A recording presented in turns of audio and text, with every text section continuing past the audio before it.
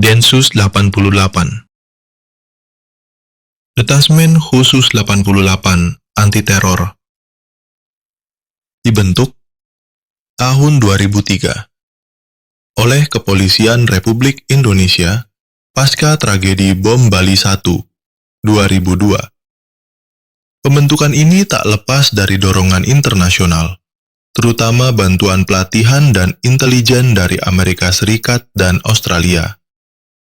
Nama 88 sendiri dipilih karena dianggap membawa keberuntungan dalam budaya Tionghoa, dan juga merujuk pada simbol dua senjata api menyilang. Densus 88 adalah pasukan elit yang khusus menangani terorisme. Mereka tidak hanya melakukan penangkapan pelaku teror, tapi juga menjalankan pengintaian, infiltrasi sel teroris, analisis jaringan, dan operasi bersenjata skala penuh bila dibutuhkan. Densus 88 memiliki kewenangan khusus. Menyadap telepon, menyusup ke grup teroris digital, hingga melakukan interogasi intensif. Latihan dan seleksi super ketat. Anggota Densus direkrut dari Polri terbaik, lalu dilatih oleh instruktur dalam dan luar negeri. Brimob, Korps Brigade Mobil, resmi berdiri tahun 1946 menjelang pengakuan kedaulatan RI. Cikal bakalnya sudah ada sejak zaman penjajahan Hindia Belanda, yaitu sebagai bagian dari Veldpolitie, polisi lapangan. Setelah proklamasi, Brimob menjadi kekuatan tempur milik Polri untuk melawan agresi militer Belanda dan pemberontakan dalam negeri. Brimob adalah pasukan paramiliter milik kepolisian yang dilatih seperti tentara. Mereka ditugaskan untuk menanggulangi kerusuhan massa, operasi penjinakan bom, perang hutan dan penyanderaan, melawan kelompok bersenjata dan separatis. Brimob adalah satu-satunya satuan di Polri yang punya struktur seperti militer, lengkap dengan kompi, batalion, dan senjata berat. Brimob dilatih keras, mulai dari jungle warfare, raid urban, rescue, sampai mental toughness. Latihan berlangsung di medan berat, mulai dari rawa, pegunungan, sampai hutan lebat. Gegana. Detasmen Gegana, bagian dari Korps Brimob Polri. Dibentuk tahun 1976. Dibentuk atas kebutuhan untuk menghadapi ancaman teror modern, terutama bom dan penyanderaan. Gegana bertanggung jawab atas penanganan penjinakan bom dan bahan peledak, jihandak, penanggulangan terorisme dan penyanderaan, penanggulangan bahan kimia, biologi, dan radioaktif, CBRN. Mereka dikenal sebagai tim kematian sunyi. Tak banyak bicara, selalu muncul saat semua orang menjauh dari lokasi ledakan. Tim Gegana datang dengan robot penjinap, baju anti-bom, dan mental sekeras baja. Dalam misi-misi penting seperti bom Tamrin 2016, bom Kampung Melayu 2017, hingga evakuasi bahan peledak dari rumah terduga teroris, Gegana selalu menjadi barisan pertama. Gegana dibentuk dari anggota-anggota Brimob pilihan.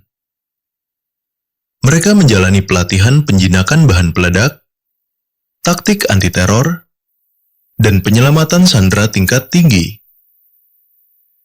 Selain itu, unit CBRN dilatih untuk menangani zat-zat kimia mematikan dan ancaman radiasi.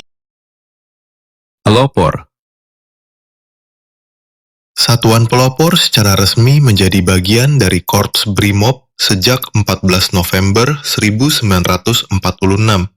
Namun, struktur modernnya ditetapkan dalam pengembangan Brimob pada era pasca reformasi untuk menghadapi tantangan keamanan internal yang dinamis.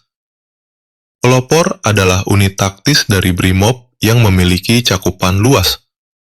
Beruan menghadapi kerusuhan massa, beruan menangani konflik horizontal dan unjuk rasa anarkis, pengamanan daerah rawan seperti perbatasan, pegunungan, dan kawasan konflik.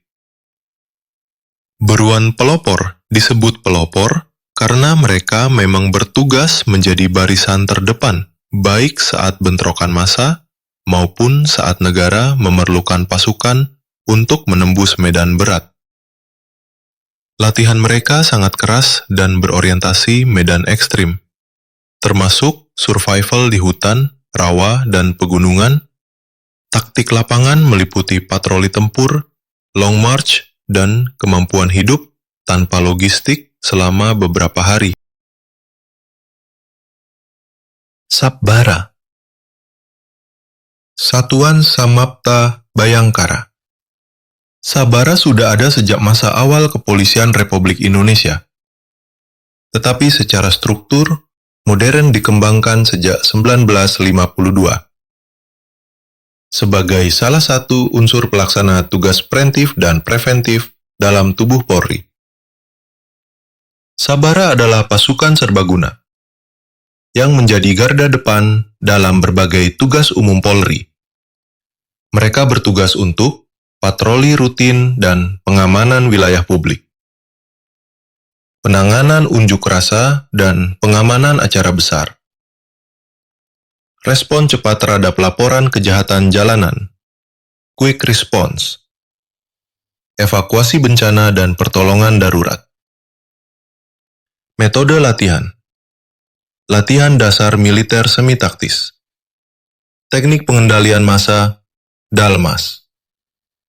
Latihan tembak reaksi cepat, simulasi tanggap bencana dan penanganan korban, penanganan kejahatan jalanan dan penggerbekan ringan. Sabara sering dianggap pasukan umum, tapi peran mereka justru paling sering kita lihat di lapangan. Saat kerusuhan belum butuh Brimob, Sabara yang tampil duluan. K9 Unit, Satuan Polisi 1AK 9 Polri.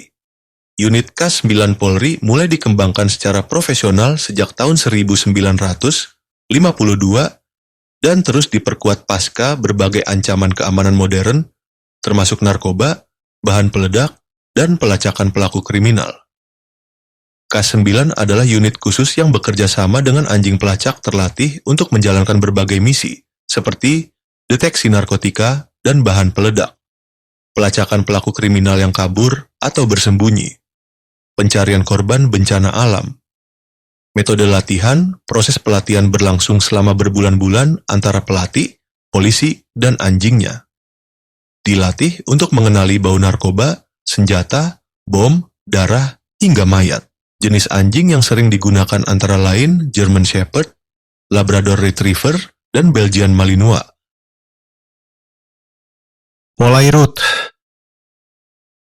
Korps Kepolisian Perairan dan Udara. Polairut dibentuk secara resmi pada 1 Desember 1950 sebagai bagian dari penguatan peran Polri dalam menjaga wilayah perairan dan udara, khususnya di negara kepulauan seperti Indonesia, yang memiliki garis pantai terpanjang kedua di dunia.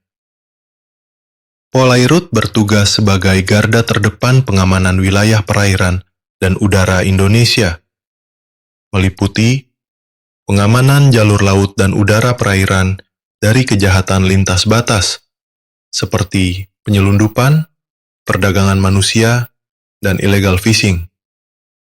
Patroli maritim dan udara di wilayah rawan, evakuasi bencana alam, khususnya di kepulauan terpencil.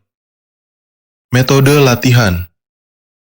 Latihan navigasi laut dan udara. latihan boarding dan pemeriksaan kapal asing, simulasi patroli perbatasan laut. Mereka bekerja sama dengan TNI AL, Bakamla, dan Kementerian Kelautan dan Perikanan dalam pengamanan maritim nasional. Unit anti-anarkis. Walau secara struktural mereka berada di bawah Korps Brimob yang berdiri sejak 14 November 1946, unit khusus anti-anarkis mulai dibentuk dan diintensifkan pasca reformasi sekitar awal 2000-an, seiring dengan meningkatnya demonstrasi besar, konflik horizontal, dan gangguan Kamtipmas, keamanan dan ketertiban masyarakat di wilayah rawan.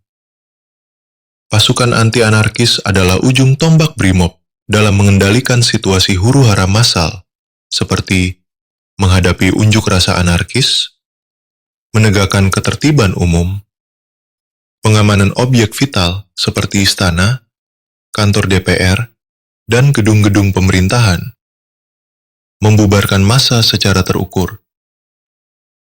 Metode latihan.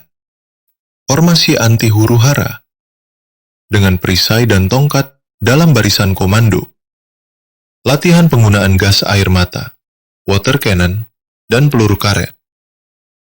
Skenario kontrol kerumunan tingkat tinggi.